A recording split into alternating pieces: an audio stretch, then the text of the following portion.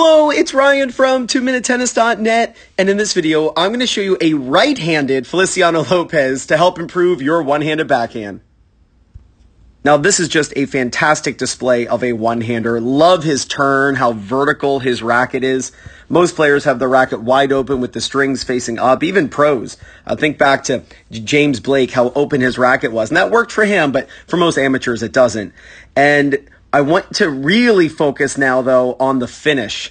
So this racket position is called the left side of the letter V. Now, I know that it looks like the right side, but from his vantage point, from the hitter's vantage point, the racket's to the left side of the letter V. The reason this is so important for amateurs to practice, and the pros, all pros use this in certain situations, is because it keeps the wrist angle intact. The wrist angle that he had at contact, this arm and racket angle, it'll stay intact throughout the entire swing in certain situations when you're hitting a down the line passing shot, when somebody's at the net and you're trying to quick react to them, return of serve. What's nice is when you keep the wrist angle intact, it keeps your strings facing forward for a very long time, and it becomes very easy to control where the ball goes. Let me show you this in front of the camera.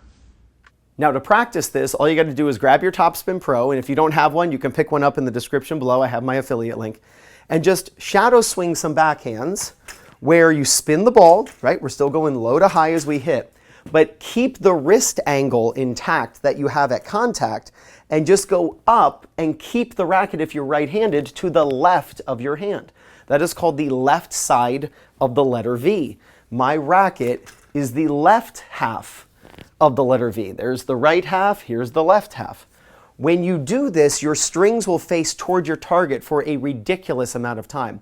You look at Wawrinka and Dimitrov and Shapovalov and Federer and Gasquet, and you watch these players, and their racket will go over here after they make contact. That works for them, but for amateur players, that's an easy way for them to lose control of where the strings are pointing. Why? Because we're not as athletic as those players. There's a reason why those players are who they are.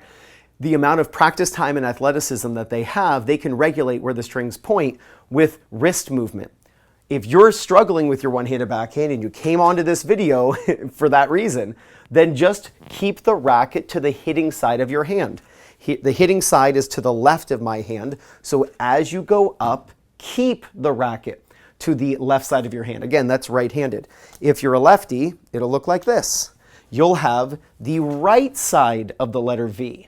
So the racket is tilted to the right, that would be the left side, here's the right side. Your body is sideways. When you use the appropriate side of the letter V on your one-handed backhand, there's no doubt you're going to gain confidence, win more matches, and play much better tennis. This is Ryan Reedy from 2minutetennis.net. You got this.